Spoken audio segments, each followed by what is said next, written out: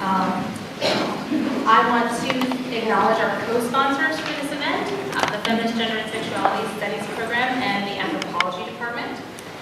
And my colleagues in Anthropology asked me to announce that Deborah Thomas is giving another talk tomorrow afternoon at 3:30 in the Raw Hall, room 215. And that talk is entitled Politics in the Wake of the Plantation, Effective Archives of a Wounded City, Kingston 2010. So I encourage you to come out for that too.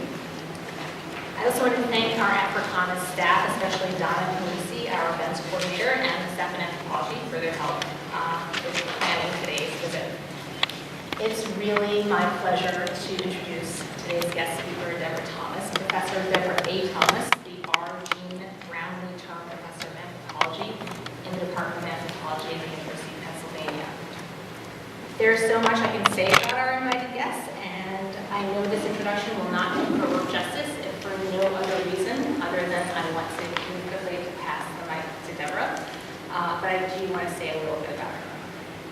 Professor Thomas is a leading voice in the anthropology of the African diaspora, and more specifically in the ethnography of the Caribbean, because she gives us the tools for comprehending the complexities of contemporary Blackness.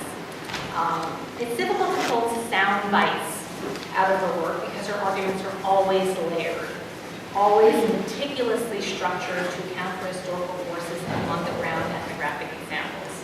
I hope you will allow me to quote her somewhat at length from her first book, Modern Blackness, Nationalism, Globalization, and the Politics of Culture in Jamaica.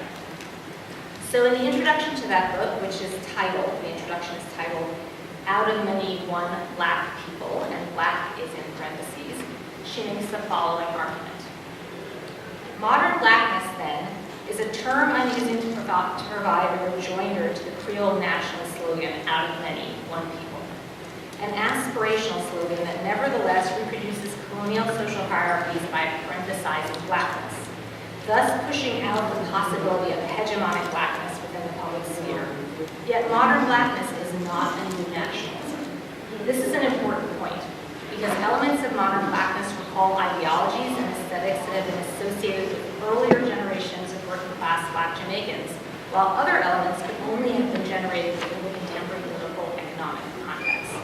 More accurately, therefore, modern Blackness is a subaltern aesthetic and politics from which to make claims upon the earlier forms of nationalism that gained state power in Jamaica. Indeed, what I'm calling modern Blackness and Creole multiracialism are always side by side, always jockeying for position. This is what I've tried to reflect on the title of this introduction, a bracketed Blackness that continually deconstructs the Creole nationalist model by calling attention to the relations of power that are often erased within the Creole formulation. She goes on to say, taking modern Blackness seriously therefore requires that we abandon the binaries of hegemony and resistance, global and local, and instead try to understand the range of contemporary cultural formations among Black Jamaicans, indeed among African-descended people throughout the diaspora, vis-a-vis an ongoing negotiation of dynamic systems of power and domination at historically specific junctures. This requires a head-on confrontation with both sides of the Janus spaces of nationalism, modernity, and what John and Jean Comroff call millennial capitalism, in order to critically and respectfully engage the complicated maneuvers people perform in order to advance their interests as individuals, families, and communities. End quote. It is precisely this sort of critical and respectful head-on confrontation with complicated, real-world cultural formations of Blackness for which Deborah Thomas has become known and appreciated. Nothing escapes her analytical eye. She shines a spyglass of anthropology, to adopt a phrase from Zora Neale Hurston, onto every aspect of Black life that she studies. And how she articulates what she sees gives her colleagues and her students the ability to, in turn, see and theorize anew. I hasten to add that this kind of head-on confrontation is still needed as it relates to Hurston's place in Black studies, where she's been celebrated, and as it relates to Hurston's work in anthropology, where she still resides outside the canon. This is why we're privileged to receive the talk Deborah is about to give. Hurston's genius and her limitations so glad that Deborah is casting her spyglass on Hurston today. I have to conclude by giving you some of the standard biographical information I would expect in an introduction, but I have to say also that, considering Professor Thomas's record, none of these details are standard. In addition to being the R.G. Brownlee Term Professor of Anthropology at the University of Pennsylvania, she's also core faculty in gender, sexuality, and women's studies, holds a secondary appointment in the Graduate School of Education, and is a member of the Graduate Groups in English, Africana Studies, and the School of Social Policy and Practice. Along with Modern Blackness, which was published in 2004, she's the author of Exceptional Violence, Embodied Citizenship in Transnational Jamaica, and which came out in 2011, and Political Life in the Wake of the Plantation, Entanglement, Witnessing, Repair, which is forthcoming. She's also co-editor of Globalization and Race, Transformation in the Cultural Production of Blackness, which was published in 2006.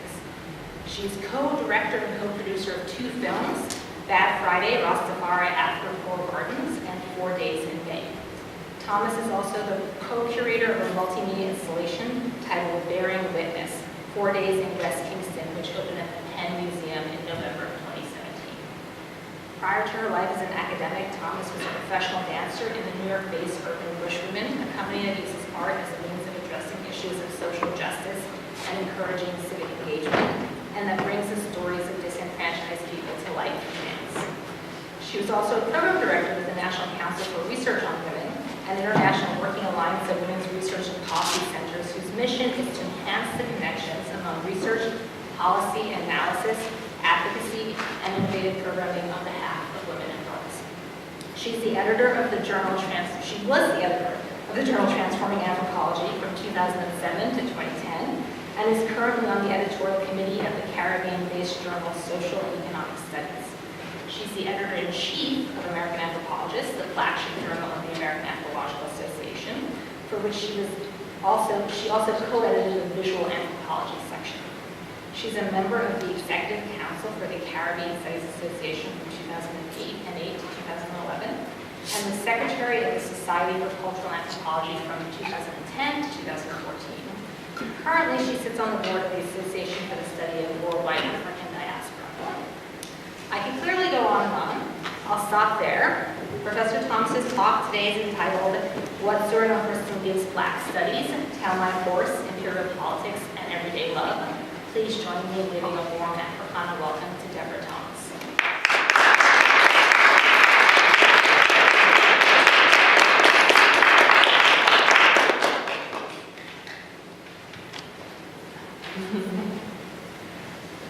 Wow. Thank you, everybody. It is great to be here, though I could have done without the snow.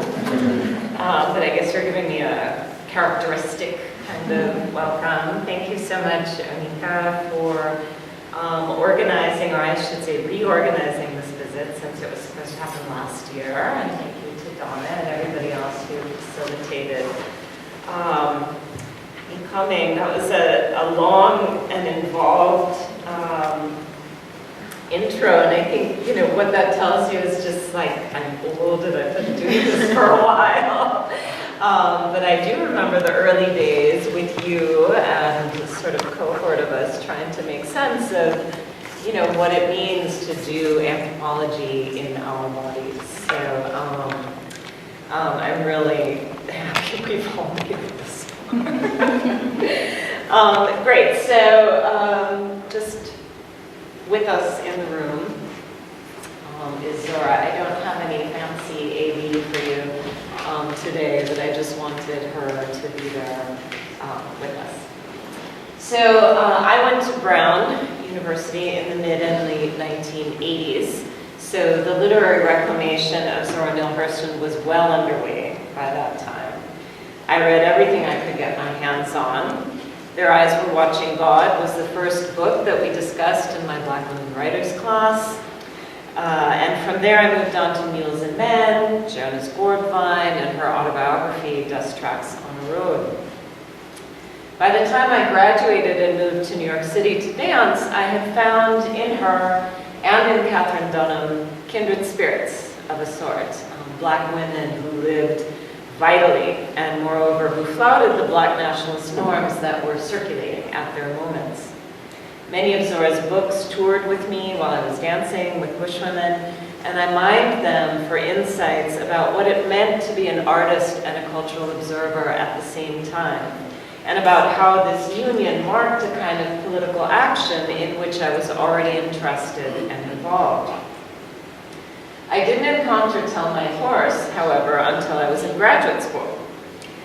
Having landed by very circuitous routing in an MA program in Latin American and Caribbean Studies at NYU, and having only then discovered anthropology, my eyes were turned toward the ways artists, and particularly dancers, were central to an anti-colonial program designed to reorient the ways Jamaicans approach their African cultural heritage. In other words, I wanted to understand something about the relationship between nationalism and cultural politics, to see the ways dancers, musicians, performers, and plastic artists established a web of institutions to promote research and training in and performance of Afro-Jamaican expressive arts forms. I also wanted to know whether and how this project had changed over time, and what new ideas were brought in by new generations of artists. And finally, I wanted to know whether any of this really mattered to anyone who wasn't directly involved. How, why, and when did people attach to these projects, and when didn't they? What did they feel represented them most or least? And what could this tell us about the relationships between globalization, nationalism, and cultural politics more broadly? By the time I had identified these as research questions, I had already applied to continue my graduate studies in the Anthropology department at NYU, and I spent hours in the Bobst library. Then, which is to attest to my age, we still had hard catalogs. And I spent my first year of the PhD program slowly making my way through every entry under Jamaica.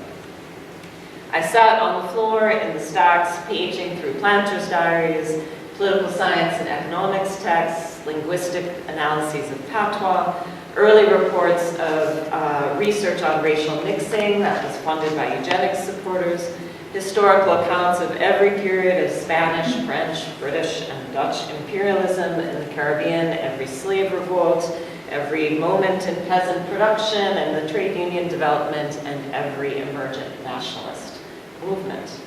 I read the little bit of literary criticism that was available on West Indian literature at the time, and then I saw it. Zora had been to Jamaica and Haiti as an anthropologist and wrote about it. I nearly cried.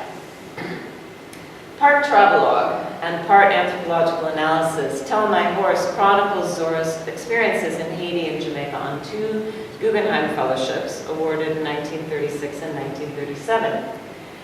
She traveled to Jamaica in April 1936 to study West Indian obeah practices.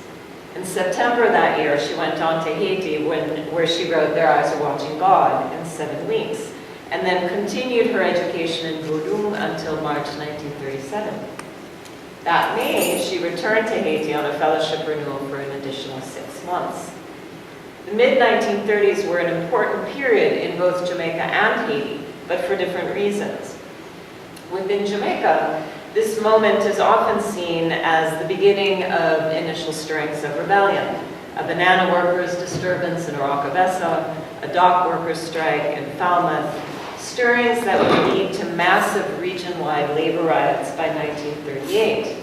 These riots would, in turn, intensify the trade union movement, out of which nationalist parties were established. They would also precipitate the initiation of a process whereby Great Britain would relinquish these colonies and support various kinds of self-government under the watchful and increasingly interested eyes of the United States, now asserting its dominance throughout the Western Hemisphere. In Haiti, 1936 marked 2 years after the U.S. Marines left the country, following an almost 20-year occupation that began in 1915, just after the outbreak of World War I, in the face of growing German settlement in and control of the Haitian economy. Zora begins the Haitian section of Tell My Horse with an allegorical retelling of the events that led up to the assassination of President Guillaume Sam and the subsequent arrival of the USS Washington. Shockingly, for our sensibilities today, she portrays the Marine occupation as finally bringing peace and freedom to the black folk of Haiti, who, since the revolution, had suffered from one greedy president for life to the next. In Zora's rendering, the arrival of U.S. Marines, quote, was the last hour of the last day of the last year that ambitious and greedy demagogues could substitute bought cacao blades for voting power. It was the end of the revolution and the beginning of peace, end quote. Of course, we now know that this first U.S. occupation of Haiti created a devastating legacy with which we all still contend. Nevertheless, this was the context in which Zora went to study Obia and Voodoo. Certainly, Tell My Horse gives us quite a few ethnographic meaty bits regarding Caribbean religious alterities. But not surprisingly, Zora also tells us many other important things. She tells us, for example, about the particularities of Jamaican racial striving among the brown middle classes. She writes, "There's a frantic stampede whiteward to escape from Jamaica's black mass." She's describing a kinship system that honors white ancestry so elaborately, quote, that first, second, third, and fourth degrees of illegitimacy are honored in order of their nearness to the source of whiteness, end quote. This is the kind of observation that would become central to later anthropological analyses of race in Jamaica. Jack Alexander, a structuralist anthropologist writing in the late 1970s, would also argue that middle-class Jamaicans reckon their genealogies in relation to a common origin story featuring a non-legal union between a white male master and a black female slave that produced illegitimate brown offspring who held a middling status between master and slave.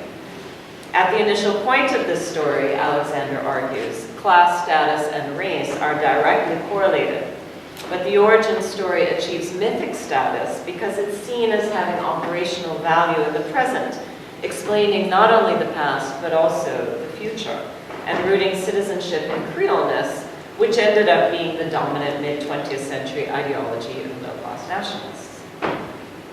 With her usual humor, Zora lampoons the anxieties of this class.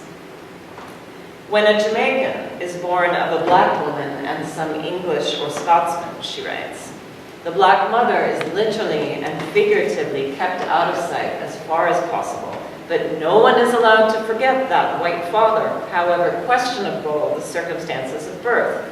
You get the impression that these virile Englishmen do not require women to reproduce. In her autobiography, Dust Tracks on a Road, she continues this critique by arguing that black folk love being mimics, that even the Haitian Revolution was held, quote, right behind the white one in France. She goes on, as badly as Ethiopians hated to part with Haile Selassie and freedom, it must be some comfort to have Mussolini for a model. By now, all the Rosses and other big shots are twitching out their lips ferociously, gritting their teeth and otherwise making faces like Il Duce. And I'll bet you a fat man against Sweetback that all the little boy Ethiopians are doing a mean powder pigeon strut around Addis Ababa. And right here in these United States, we don't miss doing a thing that the white folks do, possible or impossible. Education, sports, keeping up with the Joneses, and the whole shebang. The unanswerable retort to criticism is, the white folks do it, don't they? The irony of her affect and her obvious commitment throughout her work to a deep black sociality might lead us to ask whether she's playing the dozens here, lovingly mirroring her fellow folk while subtly pointing the more accusatory finger at the white world that looms large but so seldom actually appears in the social horizons of her characters. Zora also reviews common kinship arrangements in Tell My Horse, noting that Jamaicans don't tend to get married until they've spent a long time seeing if they live well together, and even raising children to adulthood before tying the knot. They wait until they, quote, have the money, and in the meantime, quote, they live and work together like any two people who have been married by the preacher, end quote. It is incidentally true that the percentage of children born in Jamaica to parents who are married to each other has not appreciably changed since emancipation in 1838. Today, however, we would not attribute this, as Zora does, to the delayed elaboration of an aspirational norm toward middle-class respectable values. Instead, we would argue that in Jamaica, marriage is not universally seen as the basis of legitimate family formation. When I first read the book, I also remember as very striking, and not a little titillating, her description of the, quote, specialists in Jamaica who, quote, prepared young girls for love. She had heard of this common enough practice and asked to study the matter at close range. She observed one of these specialists, always old women, she writes, who have lived with a great deal of subtlety themselves, and who have already passed, quote, through the active period and become widows. A woman who served in an advisory capacity for a young girl about to be married or about to become the mistress of an influential man. The wish, she writes, is to bring complete innocence and complete competence together in the same girl, end quote. She describes how this process is realized. For a few days, the old woman does not touch her. She is taking her pupil through the lecture stages of instruction. Among other things, she is told that the consummation of love cannot properly take place in a bed. Soft beds are not for love. They are comforts for the old and lackadaisical. In addition, she's instructed at length on muscular control inside her body and out. And this was also rehearsed again and again. On the day of the wedding, Zora relates, the old woman bathes the girl in hot water with herbs. No soap is used at this point, she writes. It is a medicinal sweating tub to open the pores and stimulate the candidate generally. She continues. Days before, the old woman has prepared an extract from these roots in oil, and it is at hand in a bowl. She begins and massages the girl from head to toe with this fragrant unction. The toes, the fingers, the thighs. You see where this is going, and I'll make you look it up to learn the rest, which is quite exhilarating. All the more so, because before reading Tell My Horse, I had never, ever, not even once heard of this kind of practice. So perhaps it falls into the category of knowledge that's only shared on a need-to-know basis. In Jamaica, Zora goes on to tell us about the Accompong ruins, the very same community Catherine Dunham visited only a few months before, with whom she not only built a stove, but also participated in a wild hog hunt. She also tells us about a curry goat feed that had been prepared in her honor in St. Mary, and she lets us know that this is something, quote, that has never been done for another woman. A group of musicians appears at the goat feed and begins to play, quote, all strong and raw, but magnificent music and dancing. All along, she argues with Jamaicans about what she sees as their backward ideas about gender norms and the place of women. And she takes in the folk tales and, quote, duppy stories in a way familiar to anyone who has read Mules and Men. So there are two analytic trajectories that I feel are key to a contemporary reading of Tell My Horse. The first has to do with where Zora fits in relation to what emerges as a trend in the early years of the 20th century. Americans publishing travel logs outlining their assessments of the new empire growing up quickly around them. Zora is certainly not the first ethnographer to have explored the Caribbean. She's preceded by several scholars more properly characterized as folklorists, like Martha Beckwith, who gives us Black Roadways in 1929, and Walter Jekyll, who offers up Jamaican Song and Story in 1907. By the time Zora comes on the scene, of course, Melville Herskovitz has laid out his programmatic vision for studying the, quote, Negro in the New World, and he had himself conducted research in Haiti, Trinidad, Dutch Guyana, and Alan Lomax had spent a year recording traditional music in Haiti in 1936 and 1937. That the discovery of Africanisms in New World Black societies was an important political project within anti-colonial contexts is reflected in Sir Philip Sherlock's prefatory remarks to the 1966 edition of Jekyll's book.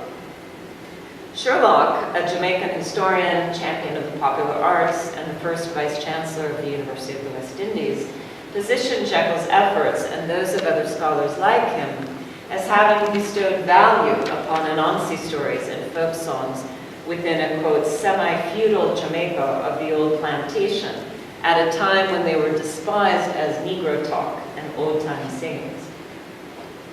By 1966, 4 years after independence, these songs and stories would be repositioned as part of a legacy that has provided Jamaicans with a new identificatory certainty. As for Zora, for these early folklorists, these stories presented a theory of colonial life in a plantation zone, one that was peppered with tricksters, herbalists, and magicians, people who could make a way out of no way. Of course, other periods have also been marked by a proliferation of visitors, most notably the moment immediately after emancipation in 1838, when many missionaries and government functionaries alike traveled to the Caribbean from Great Britain and the United States to see the results of the, quote, great experiment. Toward the end of the 19th century and the beginning of the 20th, English visitors again arrived interested in the prospects or lack thereof for free trade and economic modernization. And after the Spanish-Cuban-American War, as Americans came to be convinced of their manifest destiny not only westward but also across the seas, many toured the islands in the 1920s and 30s to write about this new sphere of influence. Jamaican political scientist James Carnegie, writing about political developments in the early 20th century, noted that Jamaicans came to resent what he called the, quote, knocking of their country, arguing that, quote, those most often guilty of this habit were American writers in sophisticated and intellectual magazines. For Carnegie, the chief knocker in the first decades of the 20th century was Harry Frank. Frank's book, Roaming Through the West Indies, is an account of a more than 6 months journey throughout the Caribbean, in which he includes Cuba and Puerto Rico as, quote, our West Indies, as well as the southern United States, which are just as exotic to him as the Caribbean. Frank is someone who has traveled extensively throughout Latin America, and he often compares what he's seeing in the Caribbean to similar phenomena occurring in countries like Brazil, Bolivia, Colombia, and Venezuela. In Frank's 20-page chapter about Jamaica, he calls Kingston, quote, the most disappointing town in the West Indies. It is a Negro slum, he writes, spreading for miles over a dusty plain. For Frank, Kingston is the height of insolence, petty crime, disease, degeneracy, delinquency, and loose manners. Even the white officials are slow, antiquated, and precedence-ridden. In striking contrast, he argues, quote, to the young and bustling, if sometimes poorly informed, rulers of our own dependencies. Despite the obviousness of his racist assessments, Frank does manage to excoriate the British for land scarcity among laborers, as well as an underdeveloped public education system.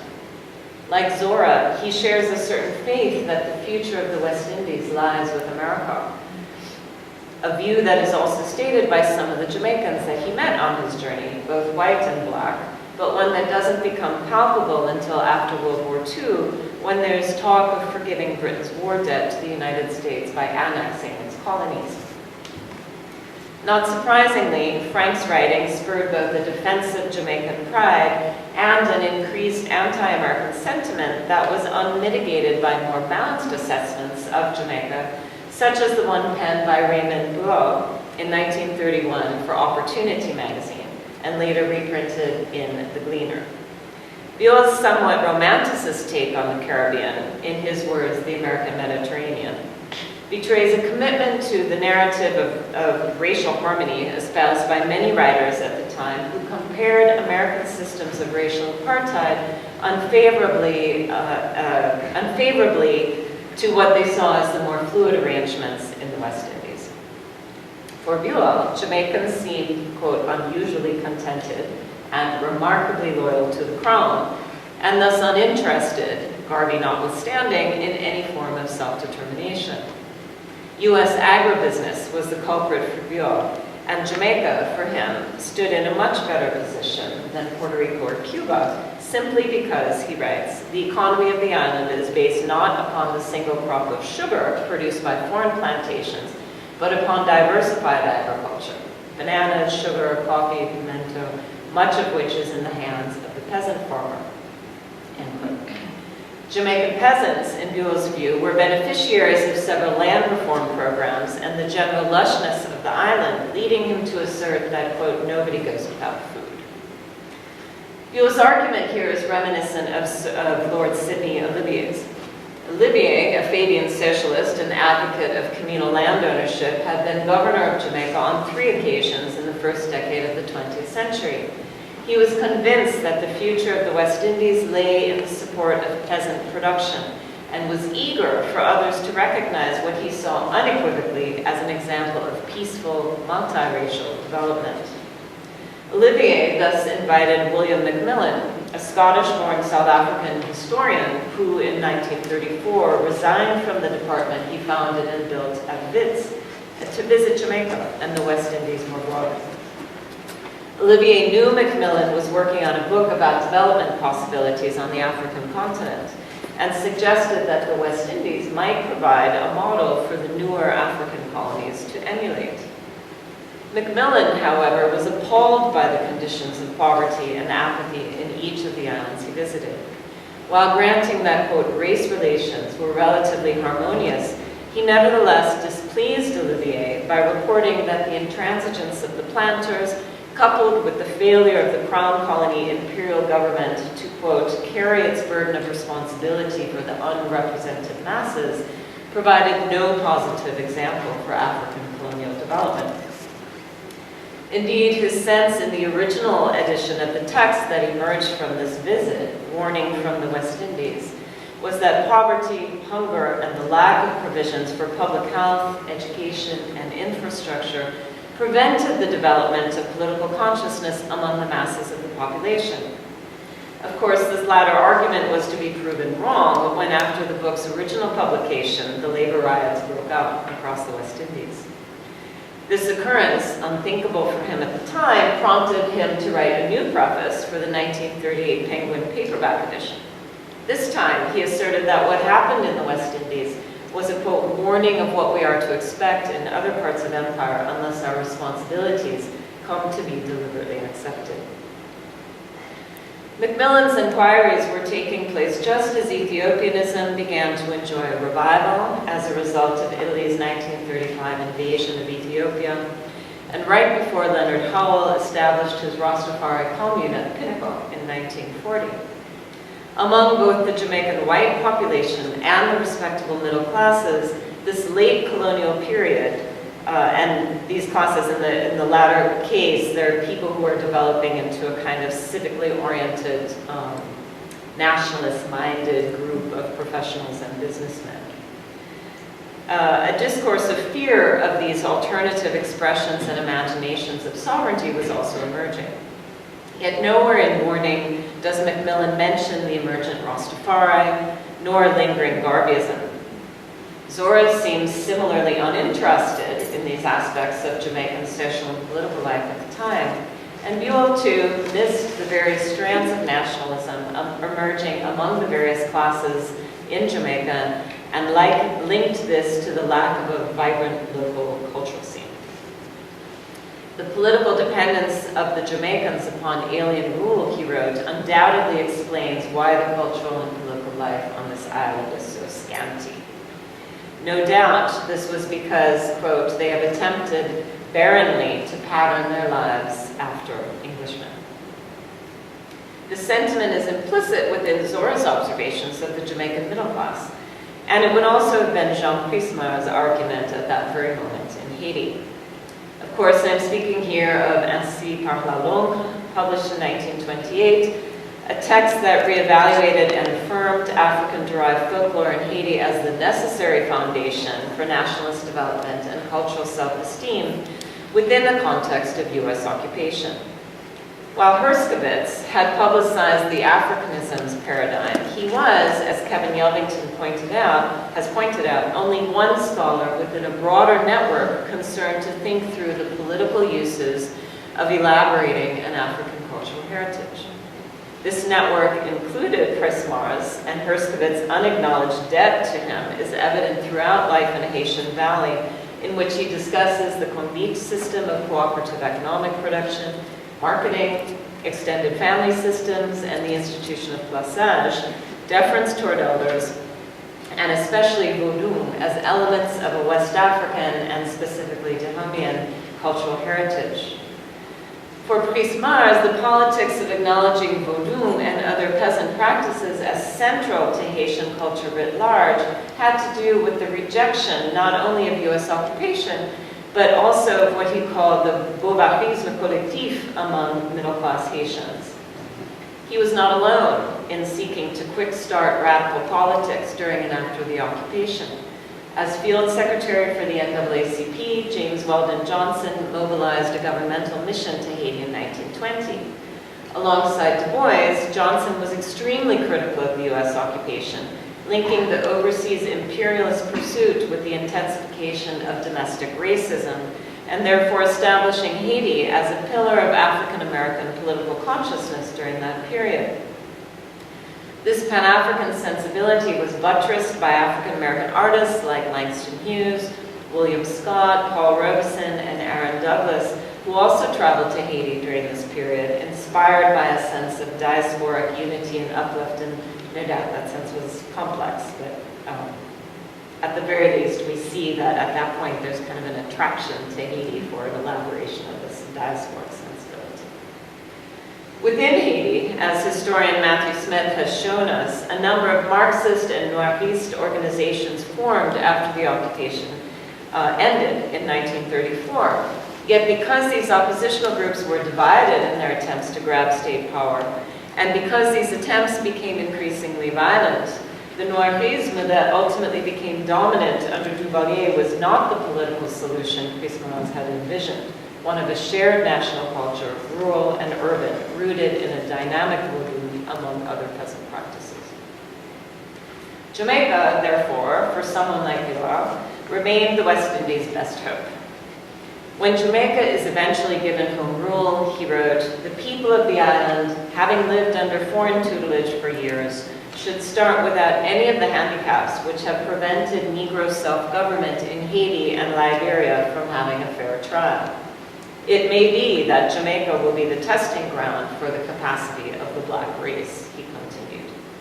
"It will be a great day for this race when Jamaica is admitted as a sister dominion to that great association of free nations known as the British Commonwealth."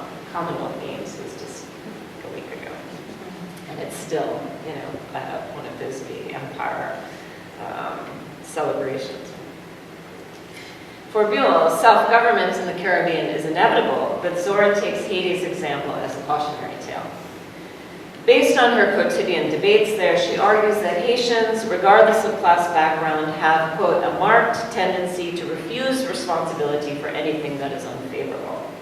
Some outside influence, they say, usually the United States or Santo Domingo, is responsible for all the ills of Haiti. They argue, she asserts, that the US occupation made a poor country like Haiti even poorer. She raises one example, a conversation with a man whom she reminds that he himself had told her, quote, that the occupation brought a great deal of money here, which you were sorry to lose. To which the man responds that American Marines saw that their country was rich, and so they came and robbed us until we grew tired of it and drove them away. She counters, you evidently were very slow to wrath because they stayed here 19 years, I believe. And he responds, yes, and we would have let them stay longer, but the Americans have no politeness, so we drove them out. For the Haitian man, Americans are greedy and boorish and thus uncultured, though wealthy. Zora doesn't entertain the implications of his critique, and instead writes, quote, all this was spoken with the utmost gravity. If I did not know that every word of it was a lie, I would have been bound to believe him. His lies were that bold and brazen. His statements presuppose that I could not read, and even if I could, that there were no historical documents in existence that dealt with Haiti. I soon learned to accept these insults to my intelligence without protest, because they happen so often. What do we make of a statement like this?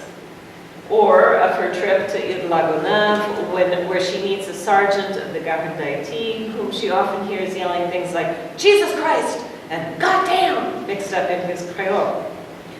When we became friendly enough to converse, she writes, I told him that I had heard him and said it was remarkable to hear the ejaculations from him. He tells her that he served with the Marines during the occupation. She reports that she greets this tidbit of information facetiously, replying, "Then you are a Black Marine?" He comes back proudly, "I am a Black Marine. I speak like one, always. Perhaps you would like me to kill something for you. I killed that dog for you." It was a half-starved dog, she wrote, that had taken to hanging around me. She argues with him to put the gun away and spare the dog, then sarcastically states that she later heard he was telling his friends he must be just like an American Marine because the femme américaine had recognized the likeness at once. Again, here, Zora refuses the critique of U.S. imperialism and the implication of this man's utterances and performances that for the Marines, Haitians were like mangy dogs. Remember, for her, the coming of the Marines was the beginning of peace. In part, we might attribute this failure to more radically apprehend the political dynamics surrounding her to her sense that being a woman in the West Indies was always to be an object, and thus to her suspicion that men were always lying to her. If you try to talk sense, she writes, they look at you right pitifully as if to say, what a pity. That mouth that was made to supply some man, and why not me, with kisses, is spoiling itself, asking stupidities about banana production and wages. For Zora, being a Black woman in the Caribbean was no better than being a donkey. Whereas in the United States, she argues, and this is ironic for those of you who know her U.S. work, and especially the rise of being born a girl means, quote, you are born with the law in your mouth. The majority of the solid citizens strain their ears trying to find out what it is that their women folk want so they can strain around and try to get it for them. She continues, that is a very good idea and the right way to look at things. For anyone familiar with her own romantic history and her struggles to maintain a career while loving, this would seem to be a strange assessment of things.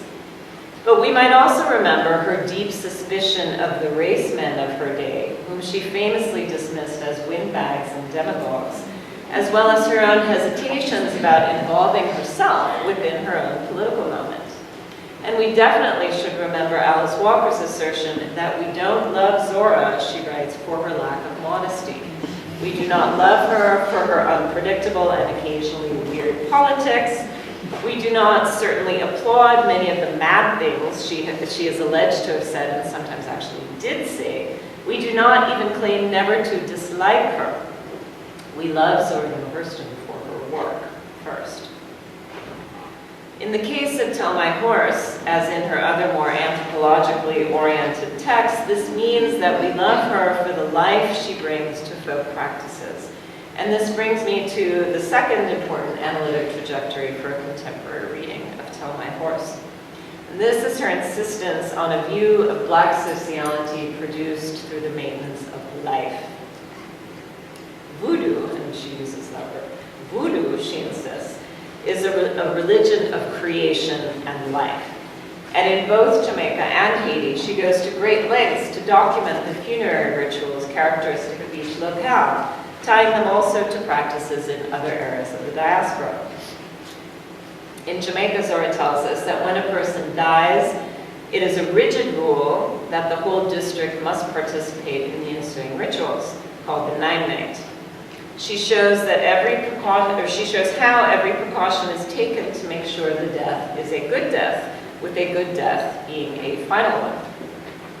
The body has to be prepared, with limes and nutmeg being rubbed on the deceased's nose, mouth, under his arms, between his legs.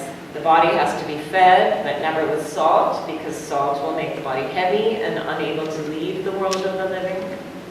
The body has to be placed in the coffin with its head atop a pillow, inside of which were sewn, quote, parched peas, corn, and coffee beans. Nails have to be driven through the cuffs of the deceased shirt, the heels of the deceased socks. The coffin has to be, quote, lowered with proper rituals and padded to rest in the earth. And a trail of salt and coffee has to be laid from the grave to the house door.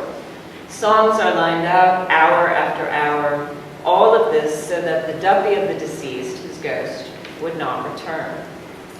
The duppy, one of Zora's Jamaican informants tells her, is the, quote, most powerful part of any man. Everybody has evil in them, he continues. And when a man is alive, the heart and the brain controls him, and he will not abandon himself to many evil things. But when the duppy leaves the body, it no longer has anything to restrain it, and it will do more terrible things than any man ever dreamed of. It's not good for a duppy to stay among living folk. The duppy is much too powerful and is apt to hurt people all the time. So, he concluded, we make night-night to force the duppy to stay in his grave. On the 9th night after death, everyone in the district convenes at the house again, this time for singing and music and joviality. The goal being to give the deceased a happy send-off, quote, so that he will rest well and not come back again. In Haiti, Zora says, duppies are called zombies. They're the living dead, bodies without souls, and she was privileged on her trip to photograph one, something that she says no one else had ever done. Haitian zombies fascinate Zora, and she's interested to find out why zombies are not allowed to rest. She's given many answers, and this is her relating the answers. A was awakened because somebody required his body as a beast of burden. In his natural state, he never could have been hired out to work with his hands, so he was made into a zombie because they wanted his services as a laborer. B was summoned to labor also, but he is reduced to the level of beast in an act of revenge. C was the culmination of a Bamun ceremony and pledge, that is, he was given as a sacrifice to pay off a debt to a spirit for benefits received. While the dead are called on to continue to labor, which would seem to be the real instantiation of Patterson's social death or Winter's coloniality of being, power, truth, freedom. She also reports that they are used as sneak thieves, and if we're to believe her informants, to marry off daughters. Her argument is that, quote, if embalming were customary, it would remove the possibility of zombies from the minds of the people. But since that is not done, she says, many families take precautions against the body being disturbed. As in Jamaica, she proceeds to describe ritual practices surrounding death, setting up watch in the cemetery for 36 hours after burial, cutting the body open, or just putting a knife in the right hand of the corpse, flexed, quote, in such a way that it will deal a blow with the knife to whoever disturbs it for the first day or so, and even poisoning the body. She discusses Gede, the entirely Haitian, and that is to say non-synchronized Loa, who is also known to be a grave robber, among other things. And she reflects on the subtleties of using graveyard dirt to maim and kill. Soil from deep in an old grave has prestige wherever the Negro exists in the Western world, Zora tells us. She surmises that this belief may, quote, come out of ancestor worship in West Africa, making it an African survival of sorts. In Jamaica, Haiti, and wherever the Negro exists in the Western world, the funerary ritual practices Zora documents stem from a strong belief in survival after death, or rather, she argues that there is no death. Activities are merely changed from one condition to the other. This is an insight historian Vince Brown states is encapsulated by the Akan Adinkra Nyame Mu Namau, loosely translated, God does not die, so I cannot die. In The Reaper's Garden, Brown's exploration of death and power in 18th century Atlantic world, he argues that the notion that the dead, quote, he argues that the notion that the dead are active participants in the living world reveals death as a, quote, transition between the physical and immaterial states of being. In Jamaica, funerals revealed common cosmological orientations and generated a shared moral universe among slaves. By participating in funerary rituals, Brown writes, they recovered their common humanity. They assumed and affirmed meaningful social roles, and they rendered communal values sacred by associating them with the dead. Where Zora documents early 20th century practices, Brown describes those prevalent in the 18th century as people from a variety of ethnic groups met each other on New World soil, continuing old and developing new rituals designed to, quote, send spirits properly on their way to the other world, to make sure they had sufficient foodstuffs, tobacco, and drink to nourish them on their journey, and that they were spurred on by song and dance. In light of the continued importance of these practices concerning death and burial from the 18th century to the 20th, and also the 21st, I'm wondering whether Zora can tell us something about Black life today, something about how death might be an ontological and even hauntological touchstone without being the definition of non-existence or absence. Is it possible to be human, socially and politically, in the wake of the plantation? To answer this question, many have looked to the ways early colonial elaborations of racialized notions of difference were established during the early period of both settler and exploitation colonialism, and mobilized them later to serve the 19th century projects of indirect imperial rule throughout Africa and South Asia, as well as the emergent imperialism of the United States.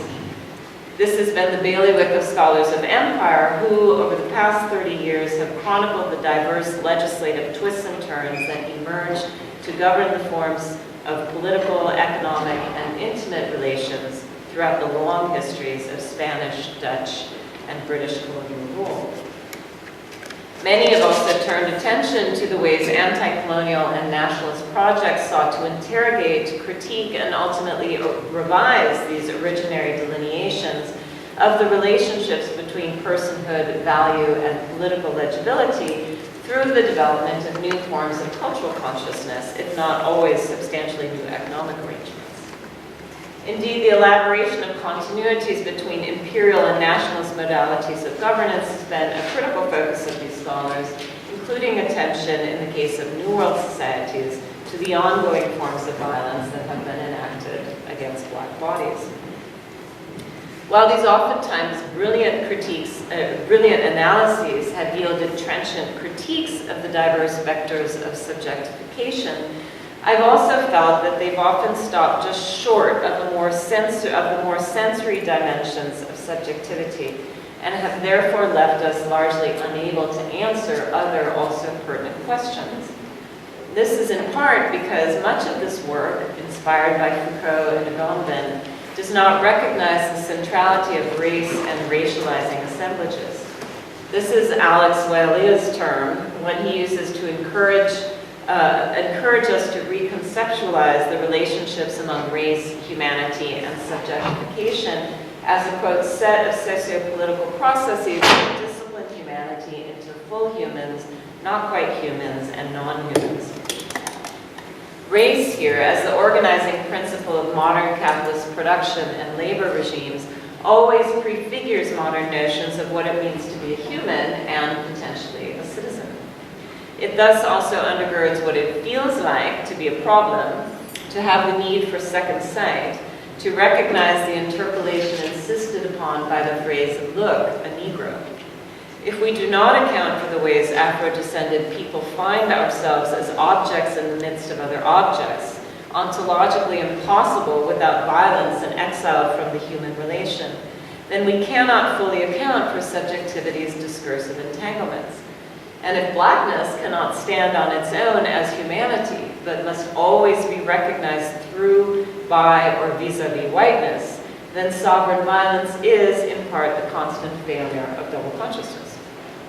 This would be the Afro-pessimist line, and it is a theoretically powerful one, moving beyond political economy, and therefore also beyond imagining the efficacy of particular forms of political struggle, and engaging the psychic foundations of the modern world as anti-Black.